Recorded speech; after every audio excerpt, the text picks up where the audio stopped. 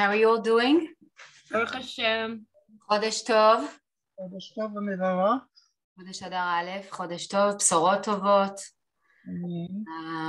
I think this שיעור is לעילוי נשמת Esther, but I don't remember her exact name. I thought they're going to put it on the board again.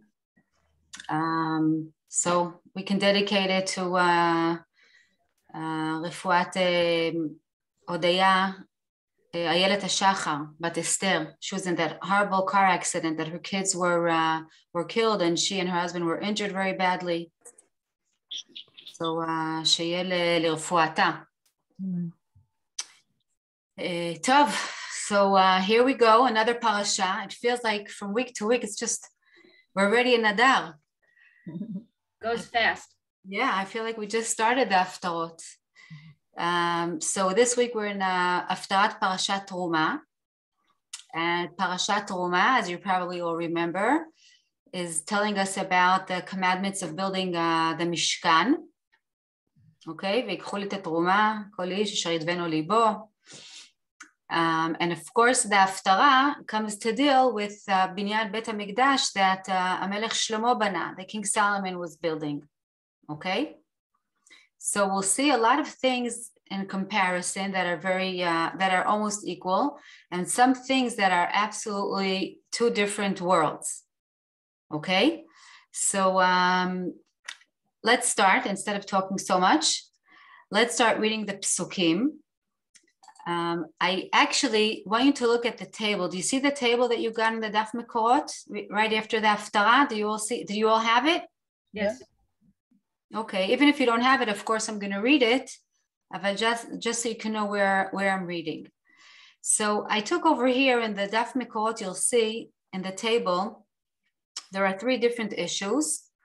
One of them, the first one, is the first psukim of Parashat Teruma and the first psukim of the Haftarah. The Haftarah is from Sefer Melachim Aleph. Okay? So in our parasha, in Teruma, it says like this, וידבר אדוני אל משה לאמור, דבר אל בני ישראל ויקחו לי תרומה. מאת כל איש אשר ידבנו ליבו, תיקחו את תרומתי, וזאת התרומה אשר תיקחו מאיתם. You see, there is one word that is mentioned here 3 or 4 times. Which word is that? תרומה. Teruma. Okay, Teruma is something voluntary. Okay, as you say in Hebrew, Jane, voluntary. Voluntary, okay. Voluntary. Okay. So the Parashat Teruma starts with Bniyat HaMishkan and ויקחו לי תרומה. Let's see how our Haftarah starts off. והיה למלך שלמה מס מכל ישראל ויהיה המס 30,000 איש. If I would have continued with the psukim, sorry, I forgot to turn my phone off. If you see the rest of the psukim that I didn't write down here, but you all have them in the Haftarah, you'll see והיה למלך שלמה מס, וישלחם לבנונה, ויהיה מס 30,000 איש, and it goes on and on about the misim and the big גיוס, recruiting. Shlomo HaMelech is recruiting many different people to work for him. יש פה הבדל ממש משמעותי, ממש צועק. In the Torah, בבניית המשכן, מה הקדוש ברוך הוא רוצה? תרומה, שאשר יבוא מרצון. נכון, תרומה. תרומה, ויקחו לי תרומה. And in our הפטרה, in בניין בית המקדש, how does it come across to the Am? Is it a תרומה? No. Not at all, okay? ויהיה למלך שלמה מס. Okay, taxes, recruiting people to come and work. Soon we'll learn all about that. Maybe we should also see that one of the things that, if in comparison, that is equal between them, that also the parasha and also the haftarah start off with telling us the background, how to collect all the different materials and all the different resources for building בית המקדש and building the Mishkan. And נשאלת השאלה, למה מספרים לנו את כל זה? מעניין אותנו שבנו את המשכן, מה אכפת לי מאיפה הביאו את החומרים?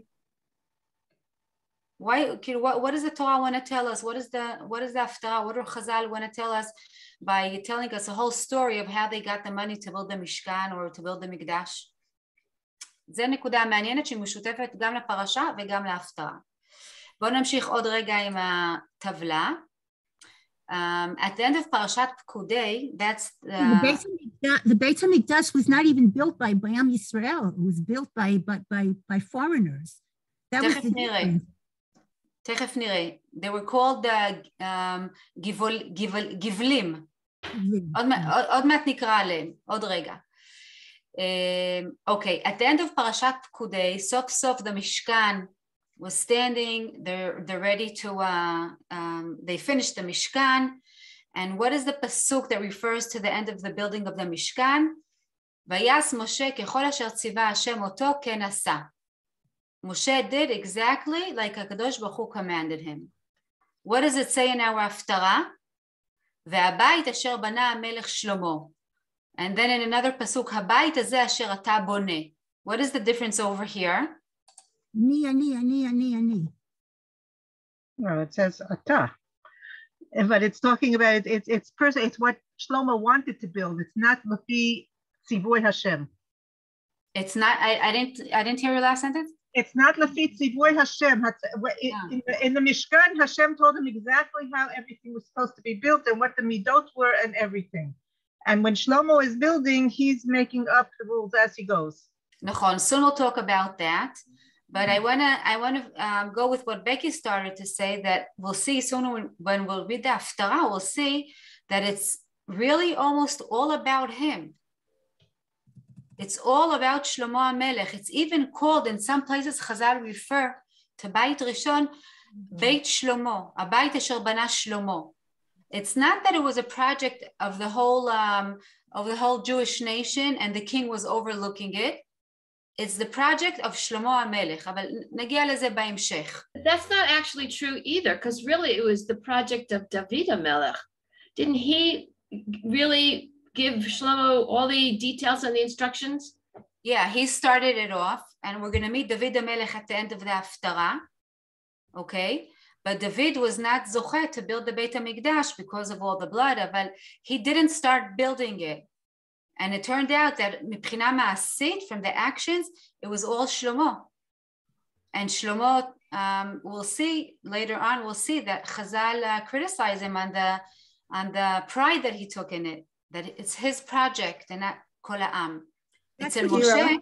That's what he says at the end anyway. When he does his Shira, אני בניתי, אני. כן, נכון. זה בדיוק הביקורת עליו. זה ביקורת על ה... כן. It's hard for me to say this word about שלמה המלך, כי בסוף אנחנו תכף נראה איך חז"ל הופכים את זה, אבל כן. Yes, Hendy. No, but even more than that when we look at, let's say, even from now, like from Rav Kook and the writings of what the next Beit HaMikdash is all going to be about, it's so simplistic compared to what Shlomo HaMelech wanted. So I just find it's funny. Like the question is like, what's the message here in the Haftorah? Because if they had to pick any dugma, why would this be the one? And look, it was about the fact that Shlomo HaMelech had such a love and devotion to HaKadosh Baruch Hu, and the people he wanted. He was like, like you have something nice, you want to share it with everybody.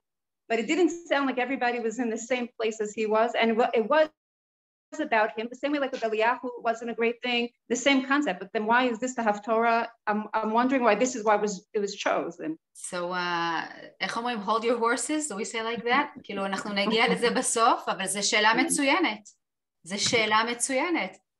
What do Chazal want to tell us here? Why did they choose this Haftarah for us? And I just want to even more להדגיש, to emphasize and say that we'll see later on in Yirmiyahu that the rebellion that they had, Am Yisrael rebellion against the king Yerovam, that he was the son of Shlomo, has to do... רחבעם. רחבעם או ירבעם? מה אמרתי? את אמרת ירבעם. סליחה, ירבעם בן נבט, זה לא ירבעם. סליחה, רחבעם. שהם כעסו מאוד על המלך שלמה, על כל המיסים שהוא הטיל. The Am was really not on the same page as Shlomo HaMelech. There were many pages behind and מאוד ממורמרים and angry and full of hatred, and really they didn't see this as a zchut, they saw it as a big ol for them. That was because of that was because of what he did, not because they didn't want the בית המקדש. נכון, רגע, עוד מעט נגיע לזה, אני מדברת יותר מדי, את צודקת, סליחה. בואו ניכנס לעניינים. אז ראינו פה נקודות להשוואה, זה חשוב, זה נקודות להשוואה חשובות, כי אנחנו נרצה לענות עליהן לאורך ההפטרה. So first one is we wanted to know, we asked, why do Chazal and why does the Torah tell us so much about how they recruited all the different materials for Beit HaMikdash and the resources. The second thing, we saw a very big difference between Shlomo HaMelech, הבית אשר אני בניתי, and Moshe, הענב מכל אדם, that ממש השם שלו נחבא בין הכלים, הוא לא מוזכר בכלל. רק כתוב כל הזמן שהוא עשה כמו שהשם ציווה אותו.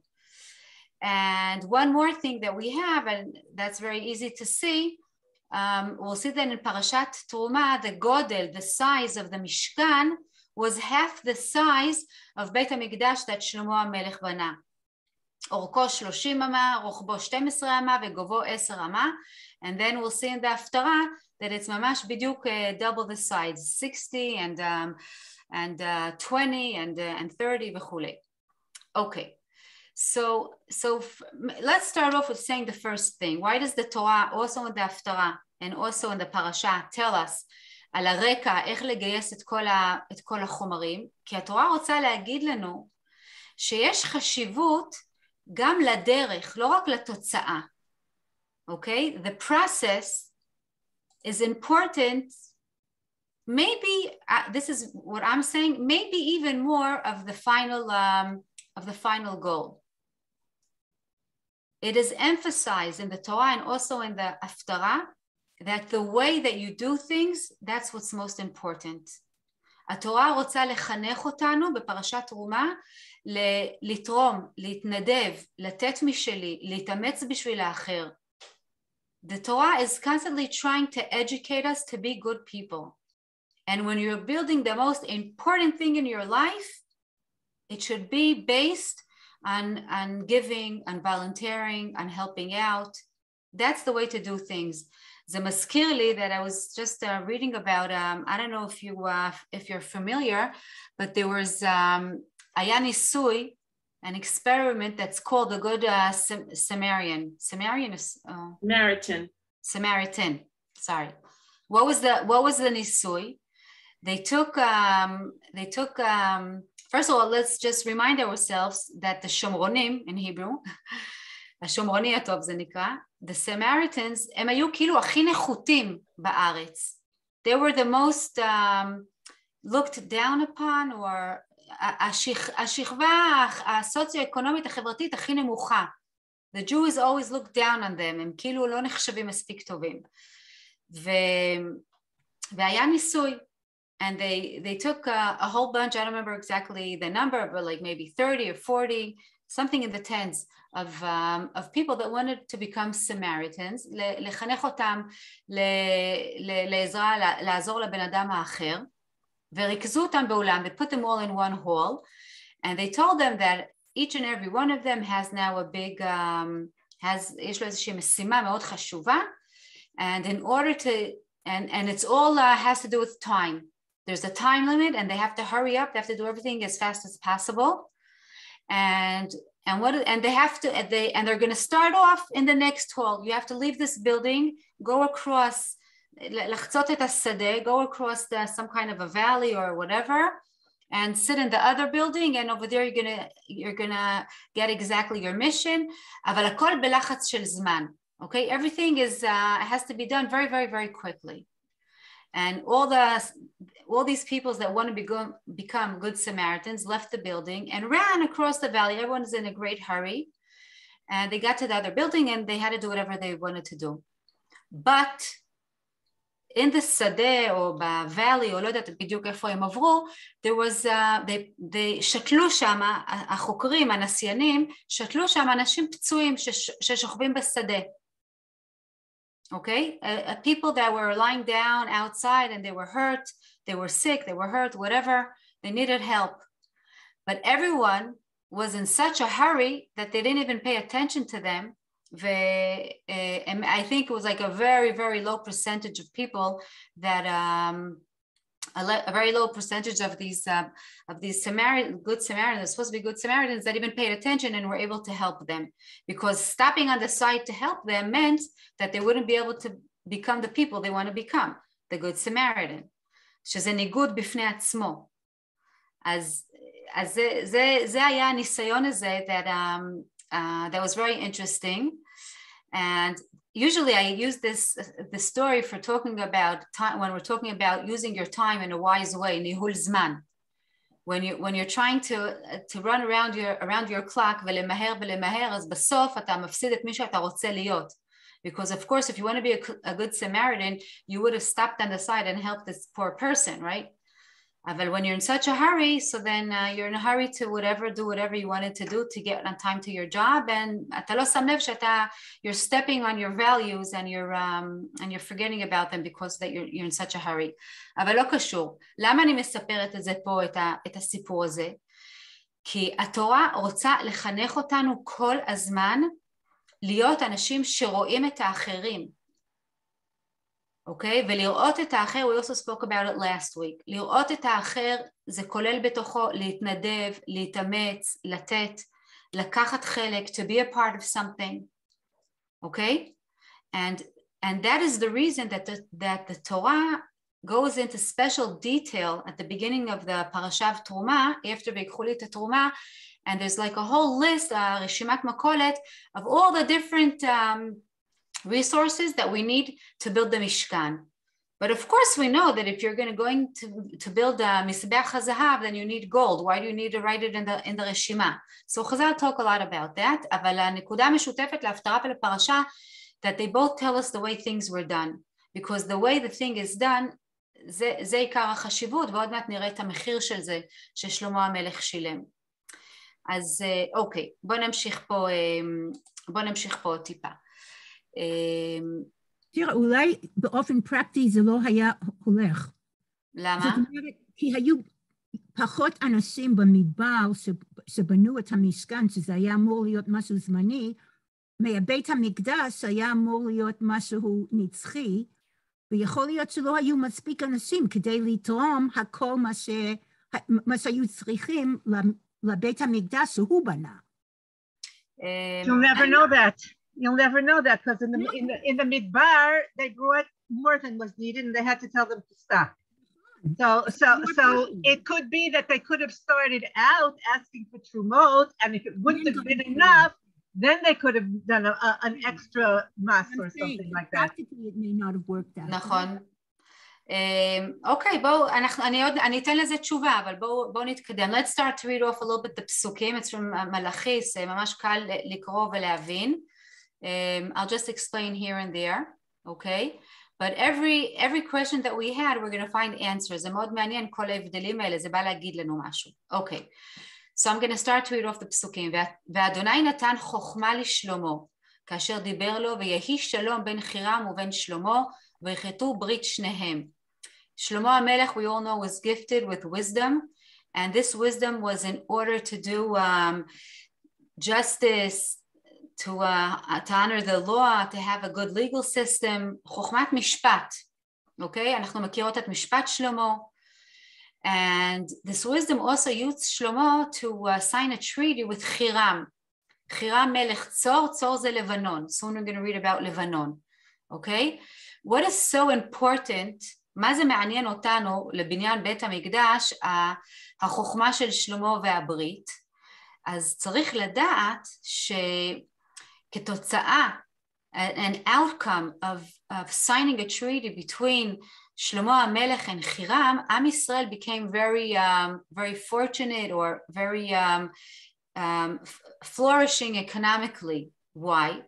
Because in Lebanon, in Tzor, they had the knowledge how to ship shipments on the sea. Till then, there weren't boats. They didn't know how to ship.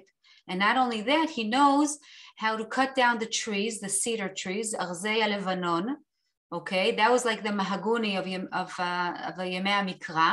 It was a very strong and very yokrati, I don't know, expensive tree. Okay, the cedar. And they know in Tzor, Chira Melech Tzor knows how to cut down this special tree that's very heavy, very strong, מאוד יציב, and even how to bring it עד הבית של הלקוח, how to bring it to the person's home in a מקסימום מהירות ומינימום נזקים. אז הברית הזאת ששלמה קוראת עם מלך צור, זה דבר מאוד אטרקטיבי, כאילו, זה אטרקטיבי, it's אטרקציה אפשר להגיד, everyone is very excited about this, very very special for עם ישראל, okay? And soon we'll understand how it comes handy for שלמה המלך. והיה למלך שלמה מס מכל ישראל, ויהי המס 30,000 איש. שלמה המלך doesn't only charge taxes, but he's also recruiting workers to build בית המקדש. Okay, Shlomo starts to, you know, I think once we spoke about it many years ago in Parashat Shavua, about Yosef, and Yosef's kutonet, it says, Tarof Torpo. And then we have the pasuk, Teref Natan Liyereav.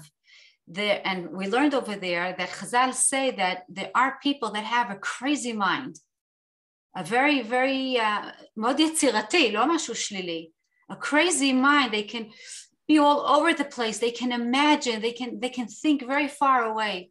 For some people it's a bracha, and then it says teref natan liyereav, and for some people it's tarof torpo. It ends up in a very bad way. So we can say about Shlomo HaMelech, teref natan liyereav. He had a mind very, very creative, very grandiose in English. Grandiose. What? Grandiose. Grandiose. And he has this dream of building a very, very humongous, creative, מפואר, מלא שגב והוד בית מקדש. זה מה ששלמה המלך. And it's such a big project that almost all the nations around us are involved in this big project. Okay? And that's what we're going to read in the next psukim.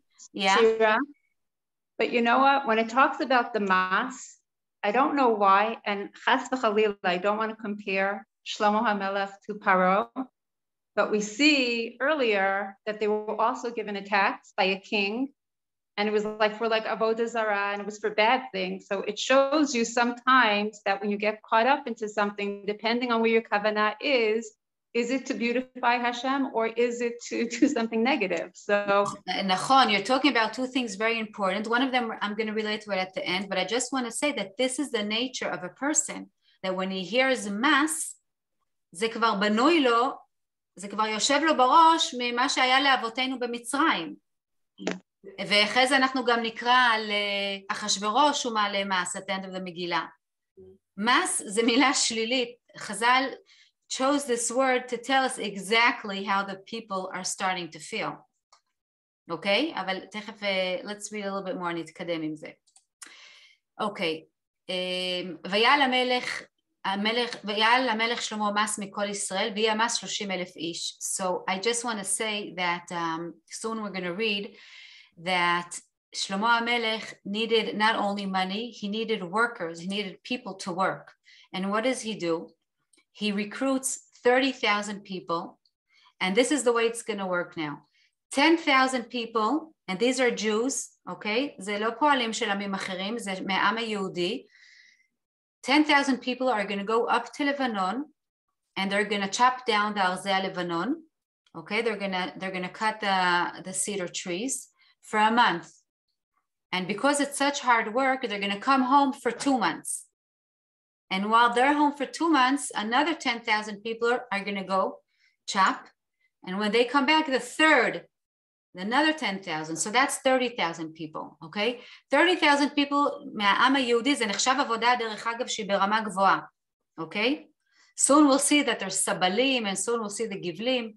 So 30,000 people are going up to there. Then we're going to see that 150,000 people, if I'm not mistaken, but maybe I am, soon we'll read, מהי העבודה שלהם?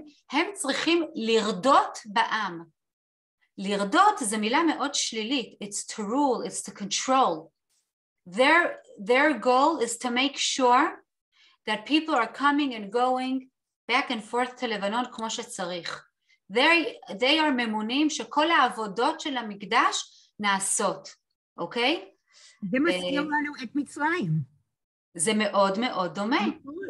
מאוד. לא סתם גם מזכירים לנו פה שהחלום שלהם מתגשם, soon we'll read in the פסוקים, 480 years after the ancestors left מצרים. סופרים את זה דווקא יחסית ליציאת מצרים. למה לא לקריאת ים סוף? שירת הים, זה כל כך יפה להגיד את זה דווקא משם. למה דווקא חז"ל במלכים, בהפטרה, מזכירים לנו את זה ביחס ליציאת מצרים? They want to tie it to slavery. נכון, soon we'll see it. Okay. So that's the psukim that I'm going to read now. וישלחם לבנונה 10,000 בחודש, חליפות חודש יהיו בלבנון, 2 חודשים בביתו, ואדונירם על המס. Okay, this is the month and the 2 months. ויהי לשלמה 70,000 נשוש סבל. Okay, נשוש סבל, porters. He has 70,000 porters. Okay, ו80,000 חוצב בהר. What is 80,000 stone cutters? Okay. Look how many people are involved over here. Levad, not only, but he also has sarei nitzavim. These are the people that are in charge to make sure that the work is done properly. Levad misarei nitzavim לשלמה אשר על המלאכה 3,300.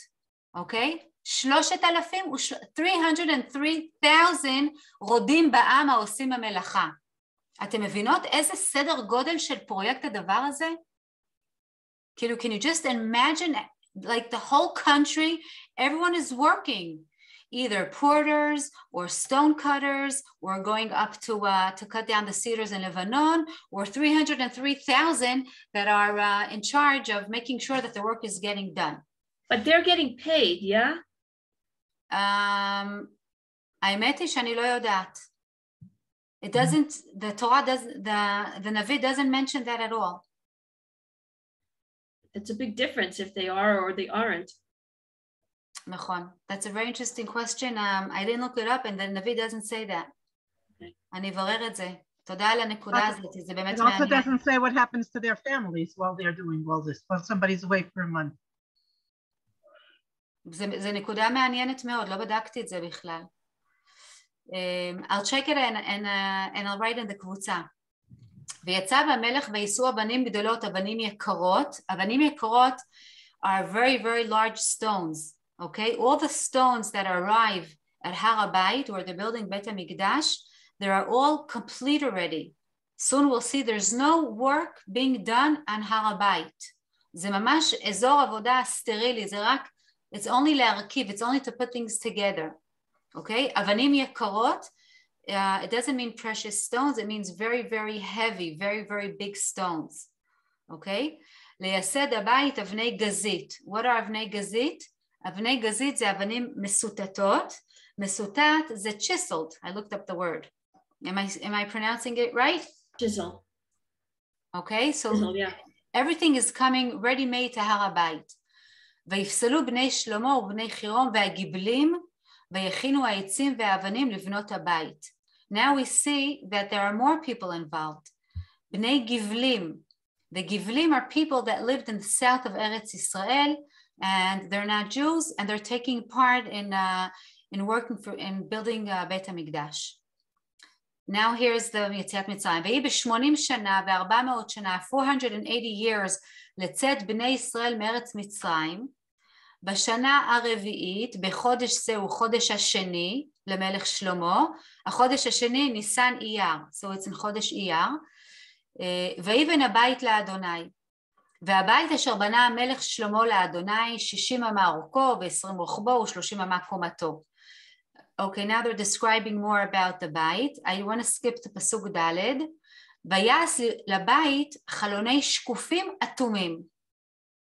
מה זה חלון שקוף אטום? זה כאילו דבר והיפוכו. שקוף is transparent and atum is like clogged or sealed. In Hebrew it's much better. In English זה לא סותר. אבל בעברית זה ממש סתירה. או שזה שקוף, either it's transparent and you can see through it, או שזה אטום, or it's like It's not see-through. So what is it? So Abarbanel has two very interesting perushim. One perush says, it's glass. It's glass. Glass is shakuf, right? It's transparent. וזה אטום לרוח, and the wind can't come in. That's Abarbanel one perush. And the second perush is Chazal are talking about how they built the windows. In those days, they built the windows that one side was very thin and the other side was wide. So usually this way, like if your window is wide outside and very narrow, not thin, narrow inside, אז זה מאפשר לאור להיכנס פנימה. אוקיי? כלומר, החריצים האלה זה נועד או להוציא את האור או להכניס את האור. Okay, so if it's very wide inside, so then all the light that comes from outside is going to spread very nicely inside the room. They didn't have electricity then, so they had to really think very good about how you build your windows to illuminate your room. So if it's narrow outside and it's wide inside, נכנס קרן אור ומאיר את כל החדר. אבל החלונות כאן בבית המקדש נועדו להאיר את כל העולם. הם רוצים להאיר החוצה. אז לכן בנו אותם הפוך, that inside it was very narrow, and all the light of בית המקדש goes, ממוקד לקרן אור שיוצאת החוצה, and outside the windows were like this, כאילו זה מתרחב החוצה, we're wide outside. And then all the light can spread out to the world, and this is the aim of בית המקדש. So this is the חלונות אטומים שקופים. You can see these kind of חריצים when you walk down to the kotel בחומה. זה חרכי ירי. It's a bit different. They have very, very narrow just to stick out their ammunition and to fire their guns. אבל אז אפשר לראות מה זה הצר הזה, וכלפי חוץ זה מתרחב כדי שהם יוכלו לראות מה יש שם. אוקיי? אבל בבית המקדש זה הרבה יותר גדול, אבל על אותו עיקרון, that inside it was very narrow, and outside it was very wide, לתת לאור של בית המקדש להאיר את העולם כולו. אוקיי, זה חלונות אטומים שקופים. Over here we have some more descriptions. I see that our time is running and ticking away. I'm going to read the last pasuk over here, pasuk zayin. It's not the last, but אני רוצה קצת להרחיב על זה. והבית בהיבנותו אבן שלמה מסע נבנה, ומקבות והגרזן, כל כלי ברזל לא נשמע בבית בהיבנותו. Like I said before, when they're building, they're bringing all the stones already complete to הר הבית. ומה זה אומר שכלי ברזל לא נשמע? Today, when you walk around any building zone, you hear a lot of noise, cutting the keramika and cutting the different stones, ולשייף ולחתוך, a lot of noise. In הר הבית, it was quiet. There was no noise of ברזל, כלי ברזל. מה זה כלי ברזל? The knives and the different instruments that they would have used in order to cut the stone. Okay? This emphasizes the point that שלמה המלך הרחיב את האיסור על הנפת כלי ברזל על המזבח. When they brought קורבנות, they didn't use כלי ברזל. למה? כי לא מניפים את המקצר על המעריך. What does that mean? The מזבח, when you bring a קורבן, it comes to prolong your life. עשית איזשהו חטא, אולי היית צריך למות בגלל החטא הזה, אתה עושה תשובה, אתה מביא קורבן, אתה מקריב מעצמך משהו, ובתמורה אתה מקבל סליחה ומחילה, וזה בעצם מעריך את החיים שלך, לאו דווקא פיזי בעולם הזה, אולי בעולם הבא, אוקיי?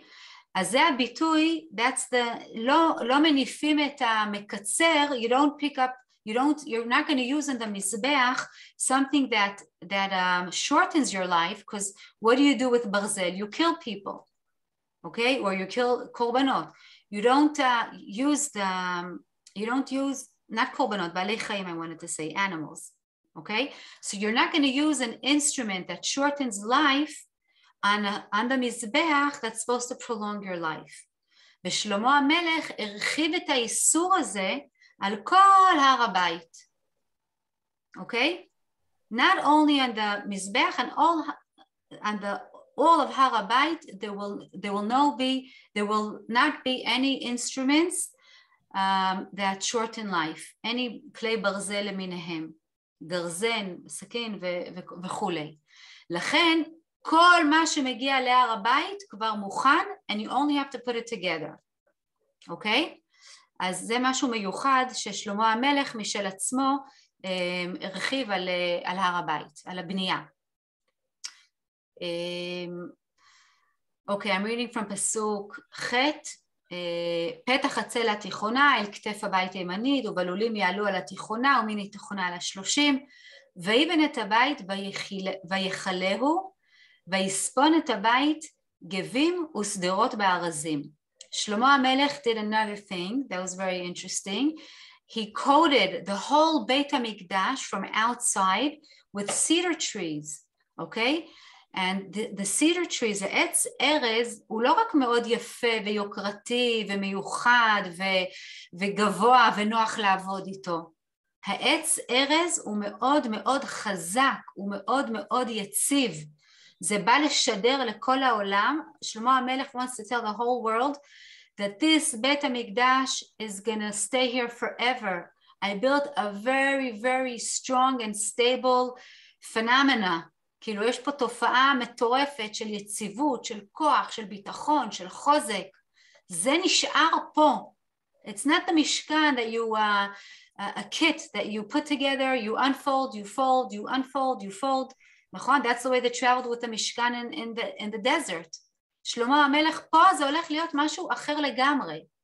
אוקיי? והוא מצפה את כל הבית בעצי ארז. אוקיי. טוב, פסוק י"א. This is the end of the הפטרה. ויהי דבר אדוני אל משה לאמור, הבית הזה אשר אתה בונה, אוקיי? תשימו לב ממש, הקדוש ברוך הוא מתייחס לזה כאילו שזה הבית של שלמה, אוקיי? לא במקרה, because all the פסוקים are talking about how שלמה was building בית המקדש, and not all the people, and not the nation. הבית הזה אשר אתה בונה, אם תלך בחוקותיי ואת משפטיי תעשה, ושמרת את כל מצוותיי ללכת בהם, והקימותי את דברי איתך אשר דיברתי אל דוד אביך, ושכנתי בתוך בני ישראל, ולא אעזוב את עמי ישראל. זה הפינאלה של בניין המקדש, מאוד מאוד חשוב. What is הקדוש ברוך הוא telling שלמה? He wants to be בתוך עם ישראל. And what is it, במה זה תלוי? What does it depend upon? It depends on whether Shlomo who mitzayed lemitzvat Hashem. In other words, he says, I'm not interested so much in being in the Beit HaMikdash, which is what he said to David. I'm interested in being betoch Am Yisrael. That's the idea of Shachanti betoch Am. זה מה שחשוב לי. ואם Am Yisrael שמה, אני לא צריך את הבניין המפואר הזה שאתה בונה. בדיוק. הקדוש ברוך הוא רוצה להגיד לשלמה, רגע, אל תתבלבל. Don't get confused. נכון, you build a beautiful בית מקדש. נכון, כתוב, כל מי שלא ראה את בית המקדש, לא ראה בניין יפה מימיו. It was a phenomenon, זה היה משהו מטורף, אי אפשר להבין את זה אפילו. הקדוש ברוך הוא אומר לו, רגע, אל תתבלבל. בנית בניין נהדר, בנית בית מקדש, all is good. אבל it's going to be worthless if your actions are not going to be like I spoke to your father and to you. אם לא תלך בחוקותיי. בוא נזכור רגע מה חשוב, מה העיקר ומה הטפל. Let's remember. Yeah. But it almost sounds like, because it's interesting, because it ends off like this, and you would think with everything he's doing, it would be so obvious that everything he's doing is just for the right reason. But the fact that in the end, he has to be told this is almost like after all this, Hashem is already seeing there's going to be something going on, and he has to be like grounded and reminded, because it would be obvious, he knows to act right. he's doing this because he wants to do, because korbanot and everything, but you have to be told is very powerful at the end. נכון, but I want to remind you, Hindi, that זה מה שבדיוק חז"ל רואים ומעבירים ביקורת. They criticize שלמה המלך because they saw that the process of building the בית מקדש was problematic. Right. אוקיי? כי זה לא היה מבוסס על התנדבות, כי הכל היה בשביל his accomplishment, his achievements. Soon we'll see this in the midrash that I brought. אבל זה ממש נכון מה שאת אומרת. כשאנחנו מדברים על המס, אני חשבתי באמת על פרעה ועל מצרים, שבעצם זה החם שלו. הוא התחתן עם בת פרעה, זאת אומרת, all the things that he learned from Paro, what to do, you know, the idea of the mas and the idea of the abedotam. You know, it may, without even realizing it, he may be taking it from his father-in-law. Maybe. זה מאוד יכול להיות. הקישור למצרים, the connection to Egypt, זה לא במקרה. No, but בטוח שלא. נכון. And he builds the Beit HaMikdash at the same time that he's building Bayit Lebat Paro. It's so obvious that there's, you know. But that was the destruction. But that was 500 years later. This is 500 years later, 408, almost 500 years later. Doesn't make Okay? זה כתוב, 480 שנה אחרי יציאת מצרים. אבל אם כבר, טוב, עוד מעט נגיד על מה שהזכרת. אני רוצה רק להגיד עוד משהו פה על הדבר הזה. אז ההפטרה מסיימת to put things straight, שאף אחד לא יתבלבל, nobody should get confused, אוקיי? הבית שאתה בונה, אם הלכת בחוקותיי ושמרת, רק אז באמת תהיה שכינה, אוקיי? לפי המעשים שלכם. הבית הזה שבנית יכול לתת תחושה, it can give us an illusion that I'm here forever, but I'm not going to be here if your actions, if your deeds, okay, are not going to be מתאים, are not going to be בהתאם לחוקותיי, בהתאם לתורה. הבית הזה, בית המקדש הגדול והענק והיציב והחזק הזה, נותן תחושה של יציבות, של קביעות, אבל זה לא, זה תלוי במעשים שלכם. אז זה... He doesn't say במעשים שלכם, he says מעשים שלך. Yeah, that's what I was going to say. He's putting the אחריות על שלמה. And it says, Telech, that you will walk in my way. Why is he saying Telech and not? I think he's trying to teach him anava. זה עובד בשתי כיוונים. If he's taking pride and achievement, a personal achievement in this project of בניית בית המקדש, so then he also has to see himself as responsible for עבודת השם of the whole nation, של כל העם. דבר נוסף, אם המלך הולך בדרכי השם, אז כל העם הולך בדרכי השם. זה די פשוט. כל פעם כתוב שהמלך עשה רע או המלך לא עשה רע, נכון? כי העם כולו מאוד מושפע מהמלך. אז זה עובד פה בשתי כיוונים. אוקיי. טוב, אז בואו נדבר רגע על המשכן שהוא זמני, שהוא ארעי, אוקיי? ולעומת המקדש שהוא יציב וקבוע. אוקיי? What is it? Okay. I didn't get it. The Mishkan was temporary, right? Right. You build it, you folded it up, הלכת עוד קצת, you built it again, and the Mikdash is something permanent, יציב, קבוע, okay? And Chazal wanted, before I'm going to say that, I want to say that soon we'll see in Yirmiyahu, when I say soon in the next Haftorot, that Am Yisrael saw the Beit HaMikdash as a goal in itself. Okay, what does it mean they saw it as a goal in themselves? They felt that if they have Beit HaMikdash, then they are secured. And Chazal want to tell us that you should never ever see in something materialistic, that something materialistic can never be a goal. אין כזה דבר, אוקיי? וזה הפך לאבן נגף בשביל העם. העם היו בהשעיה שהשם איתנו כל הזמן באופן קבוע, וחז"ל רוצים להגיד, זה בדיוק היה הבעיה. הם התמסרו, they were sure that if they have בית המקדש, זה יגן עליהם. reminds me of when I asked my daughter, did you take your antibiotics? And she says, yeah, it's over there, it's on my shelf. And I tell her, if you're not going to swallow it, you're not going to get healthy. You have to swallow the antibiotics. זה לא מספיק שזה יושב על המדף. זה לא ישמור עלייך משם, זה לא ירוג את הסטרפטוקוק משם. And Am Yisrael have the Beit HaMikdash, they feel safe, they feel secured, they're stable, the Hashem is with them, and now they can do whatever they want. So Chazal want to tell us via Shlomo HaMelech that something materialistic, משהו חומרי, בניין יפה וגדול ויציב ומלא שגב והוד ככל שיהיה, can never be the goal. זה רק יהיה האמצעי, it's only the vessel. המטרה זה ושכנתי בתוכם, זה המטרה, אוקיי? אז זה דבר אחד מאוד חשוב שחז"ל אומרים לנו. Yeah? I feel like the comparison of the Mishkan and then the Beit HaMikdash, I feel like the Mishkan is for our own personal connection.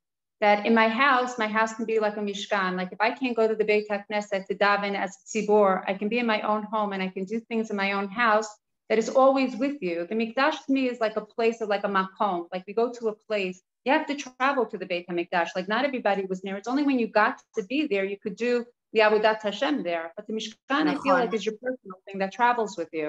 Nachon. Maybe this is the time to say that we have to think about the whole tahalich, the whole process that Am Yisrael are going through. When they were in the desert, when they were walking through the desert, זה היה מתאים, זה באמת, כמו שאת אומרת, המשכן היה מקום אינטימי, וכל אחד יכל לבוא ולהתחבר ולהתקרב ולהיות ליד ולשאת את המוטות של המשכן. אבל once they crossed the border and they enter Eretz Yisrael, things are going to change. The leadership changes, okay? That's why Moshe Rabbeinu couldn't come into Israel. He wasn't a manhig, he wasn't a leader that was מתאים for Eretz Yisrael. Now in Eretz Yisrael יש שפה חינוכית אחרת. צריך לדבר ברוך, בנועם. I think we spoke about it in one of the years of פרשת שבוע. צורת ההנהגה שונה בארץ ישראל ובמדבר. צורת עבודת השם משתנה. במדבר היה את המשכן, ובארץ ישראל יש את המקדש. כלי המקדש גם משתנים, החומרים משתנים. זה אחד הדברים שצריך להבין, שיש שינוי מאוד גדול בכניסה לארץ ישראל. Okay? So it's one of the things that is about to change. טוב, I just see that, הזמן טס פה, and I have so many things to say. Okay. טוב, maybe let's read the midrash, and then מה שישאר לנו זמן נמשיך עוד לדבר על הדברים האחרים. Okay? So this is the midrash that I brought over here from Sefer Tehillim on the Su Sharim Shechem v'Nesu Pitchei Olam v'Yavo Melech HaKavod. You're probably all familiar with that Perek Tehillim. And this midrash is called Midrash Shocher Tov. And look, it's talking about Shlomo HaMelech. Okay, so let's maybe, okay, I'll read it and I'll explain it because בעל פה after I read it. שאו שערים ראשיכם, אתה מוצא בשעה שבנה שלמה את בית המקדש, ביקש שלמה להכניס את הארון לבית קודשי הקודשים. שלמה המלך wanted to bring the ארון into קודש הקודשים. והיה השער קטן. It was too small. He couldn't fit it in. What? Did he make a mistake? Did all his builders וכל הפרויקט הזה, did they make a mistake? No, they didn't make a mistake. והיה השער קטן, 5 אמות אורכו ו2.5 אמות רוחבו, והארון היה 1.5 אורכו ו1.5 רוחבו. How can it be? It's supposed to fit in. This is 1.5 והארון, and the קודש הקודשים is 5, so 5 to 1.5. What's the problem? Why can't he fit it in? וכי לא 1.5 נכנסת בתוך 2.5? אלא באותה שעה דבקו השערים זה בזה. The gates were stuck together. ואמר שלמה 24 רננות ולא נענה. שלמה המלך דוד 24 different רננות, רננה, a song of תודה. אמר שאו שערים ראשיכם ולא נענה, and the שערים did not open. חזר ואמר שאו שערים ראשיכם ויבוא מלך הכבוד. מי זה מלך הכבוד? ועדיין הוא לא נענה. כיוון שאמר השם אלוקים אל תשב פני משיחך, do you remember this פסוק? We say it בהוצאת ספר תורה. כיוון שאמר השם אלוקים אל תשב פני משיחך, זכרה לחסדי דוד עבדך, he was reminding his זכות אבות, מיד נשאו שערים רשם ונכנס הארון, וירדה אש מן השמיים. ולמה נצטער שלמה כל כך? Why was he so aggravated from himself? על ידי שנתגאה ואמר, בנו בניתי בית זבול לך. שלמה realized what a terrible mistake he made, הוא חטא בחטא הגאווה, when he was saying, בנו בניתי בית זבול לך. בנו בניתי again, it's all about me, I build it for you. רק כאשר שלמה מוכן לוותר על זהותו האישית ועל הישגיו ככרטיס ביקור, והוא נאלץ להציג עצמו כתלוי בזכות אבותיו, רק אז הוא יוכל להיכנס לתוך המדרש. The midrash is telling off Shlomo for being a bit בגאווה, and only when he's willing to put that aside do the שערים open. And it's very interesting. וואי, יש כל כך הרבה מה להגיד, אני ממש אגיד את זה בקצרה, that חז"ל can either see שלמה as a person שחטא בחטא הגאווה, שזה חטא מאוד חמור, כי הגאווה והשכינה לא יכולים לדור ביחד, אבל יש פרשנים אחרים שאומרים ממש יפה על שלמה המלך. First of all, why didn't he do everything voluntarily? Because he was afraid that he wouldn't be able to recruit all the sum of money, the taxes, the people that he needed. It's going to take forever. And הוא ממש רצה לבנות כבר את בית המקדש. דרך אגב, it took him 7 years to build בית המקדש, and to build his own home took him almost twice the time, almost 14 years. And because of this, Chazal say, and this is the point of the הפטרה, is that Shlomo HaMelech was very smart. How was he smart? Not only in his international relations and the treaties that he signed, and he knew how to do justice and legal law v'chulei. He was very smart because he knew how to take his very strong characteristics and to לנתב אותם,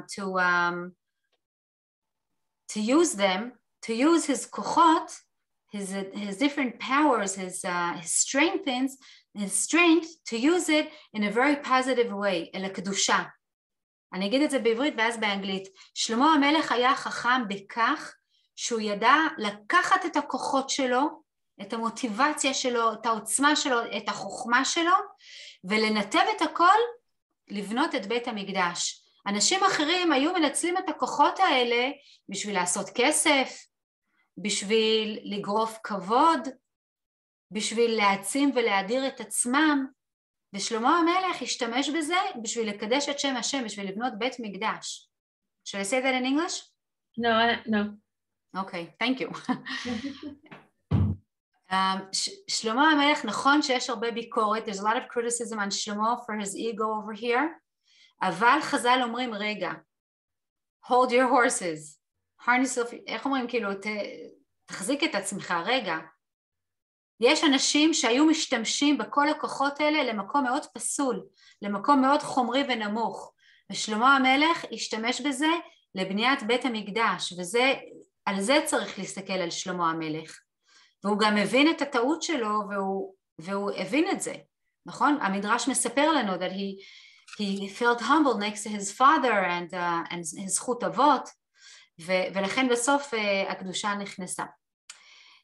דרך אגב, זה קצת מזכיר לנו בגמרא שכתוב, when someone has a very strong characteristic, let's say to be violent, so what does the גמרא tell us? בן אדם שיש לו את האלימות הזאת, שיהפך להיות שוחט, שיהיה מוהל.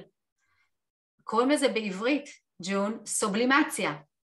סובלימציה. אוקיי? סובלימציה. הגמרא מדברת על זה. לא לוקחים תכונה באופי וקודשים אותה ואומרים אין. לא. זה עושים בנצרות. That's what Christianity does, דרך אגב, נכון?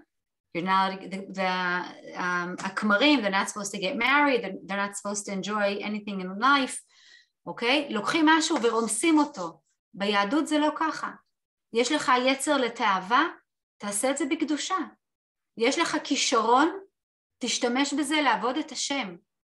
אז חז"ל רוצים להגיד לנו פה בהפטרה, שיש לנו פה כמה נקודות, לא על כולם ממש הספקנו לדבר, אבל אני אגיד אותם ככה עכשיו אחד אחרי השני. אז יש לנו פה כמה נקודות. קודם כל דיברנו על החשיבות של ההתנדבות, אוקיי? להסתכל על to volunteer your way into עבודת הקודש. שלמה המלך, he really missed that, okay? If שלמה המלך would have been willing to take more time to build בית המקדש, he would have been able to waken up this motivation in the Jewish people, and they would feel that they are זוכים to build בית המקדש in their generation. כאילו תחשבו על זה רגע.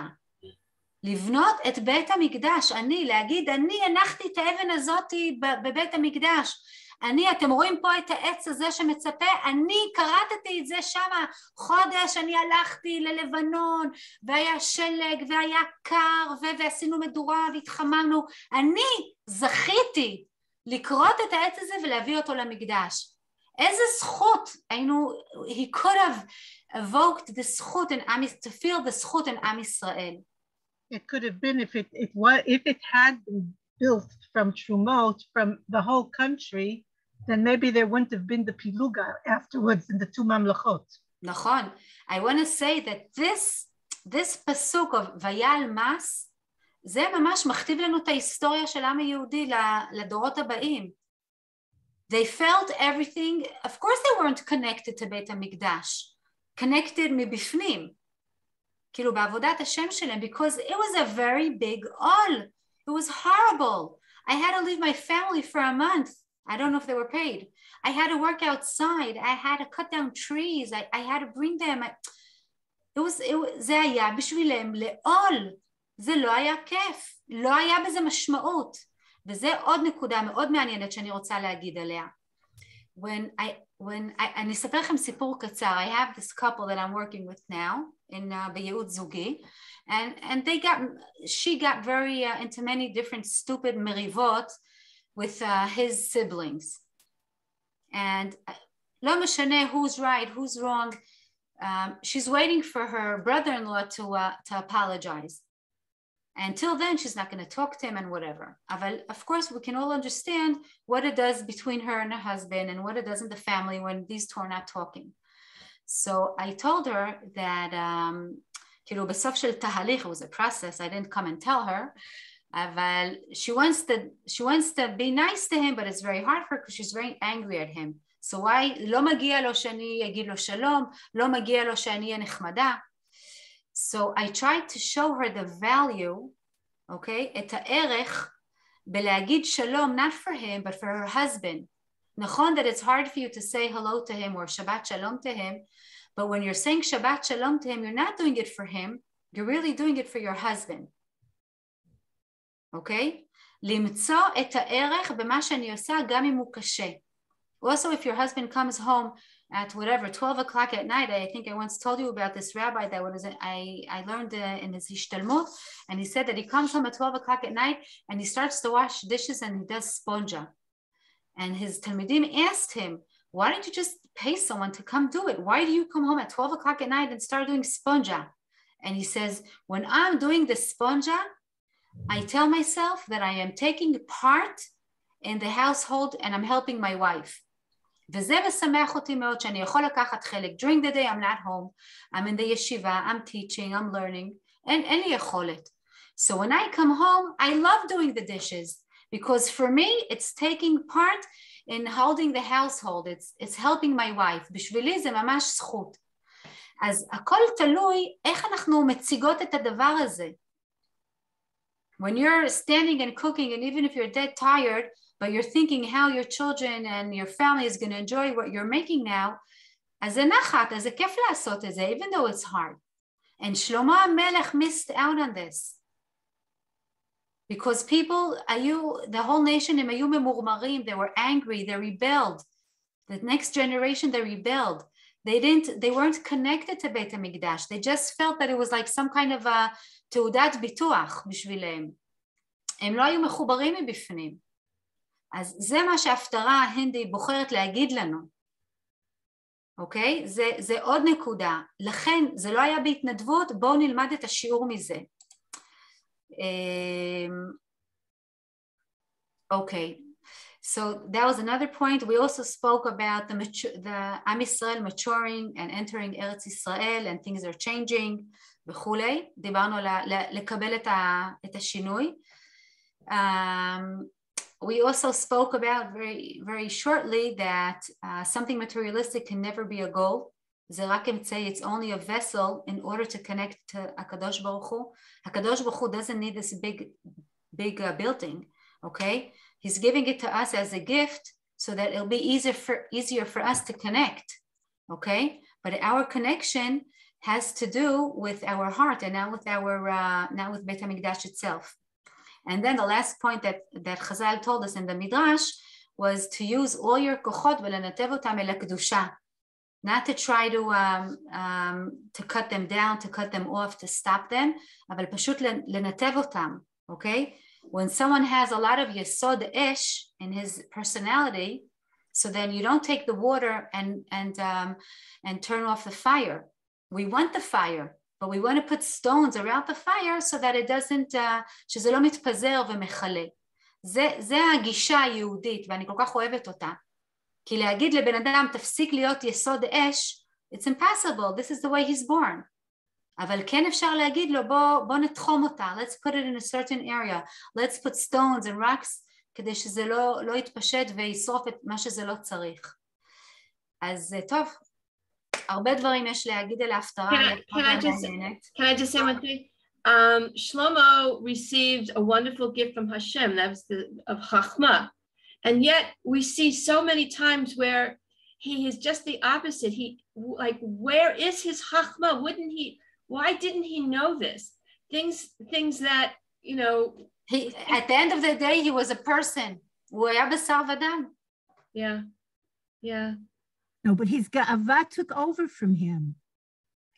It's not that he didn't have chokhmah. He didn't use it properly. He was supposed to use his chokhmah, lishpot et ha'am, וזה היה אמור להיות chokhmah balev. And he took that lave and he didn't use it. אבל הוא הבין את זה, he understood it and he did tshuva. You see in the midrash, he did his tshuva, he understood. He felt he was angry with himself. למה את עושה פרצוף? את לא מסכימה?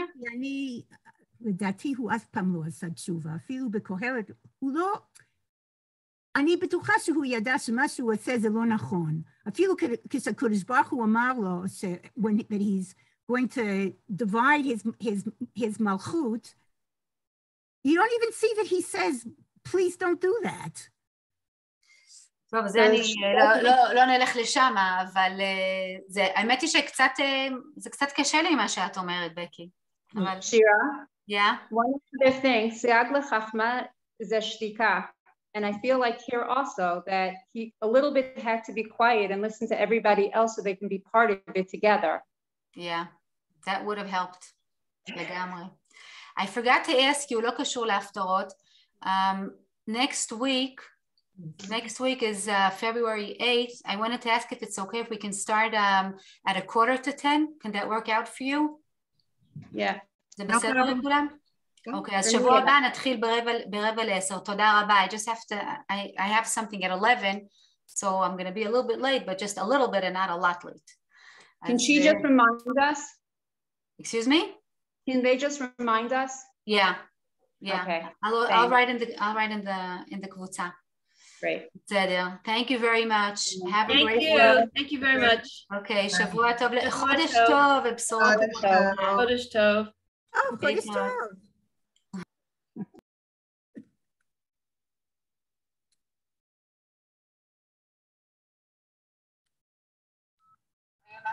Actually, I have to read this because a lot of stuff I didn't. Pardon, I don't have it.